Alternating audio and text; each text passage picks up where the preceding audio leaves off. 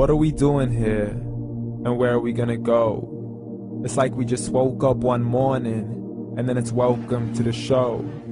Don't ask any questions, just go with the flow. Make as much money as you can and try your best not to get broke. Copy everything you see on the TV, from the hairstyles to the clothes, and don't think too often, just do exactly as you're told.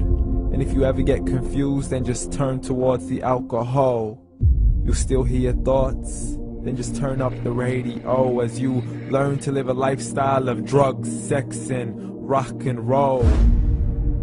But in all honesty, I just need to know, is there more to the cycle than growing and getting old? Living and dying just to leave behind a happy home and a whole lot of property that somebody else is going to own. I just really need to know before the casket's closed, 'cause I'm not willing to gamble with my soul, nor am I ready to take any chances. These are just simple life questions and I'm just searching for some answers. Like, what are we doing here? And what is our purpose? How did we get here, and who made us so perfect? And what happens once we go, or is this world all really worth it? Questions we don't answer because apparently we don't really have to. There's no purpose to this life and our existence is merely natural. Then in that case, please let me ask you, did you create yourself, or was it somebody else who had fashioned you? 'Cause you're a being that's impeccable, faultless and unparalleled. You're a product of supreme intelligence and I'm merely being rational. For there isn't a camera on this earth that can come close to the human eye, nor a computer that can compete alongside the human mind. And if the whole world was to come together, we wouldn't be able to create a single fly. So many signs, yet we still deny. As science tries to justify that all this could come from none, when it's a simple sum. 0 plus 0 plus 0 cannot possibly ever give you 1. So from where did all this order come? For everything has its origins, a maker, a creator of its own. I mean, the only reason you're watching this video is because somebody had to press upload. So we can believe in the Big Bang, but I'd rather believe in He who caused it to explode. Allah, the creator of everything along with every single soul.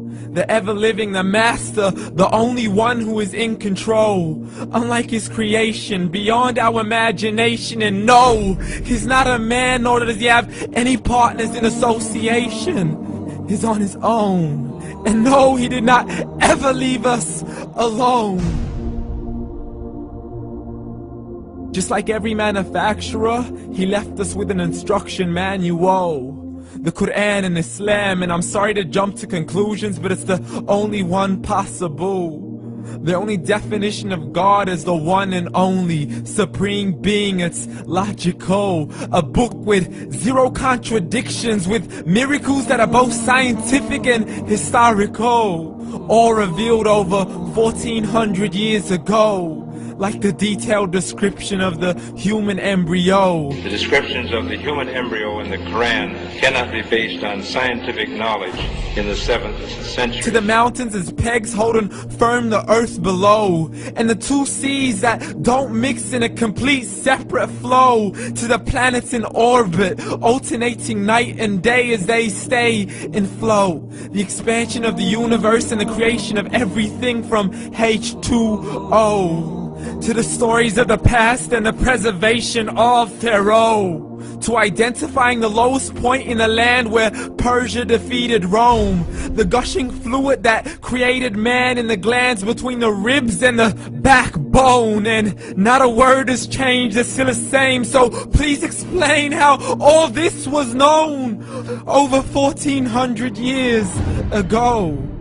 To a man who couldn't read or write as he would recite whatever the angels spoke.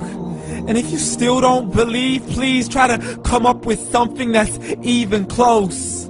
But you can't, so we took God as a mockery and his messengers as a joke. Muhammad could not read or write.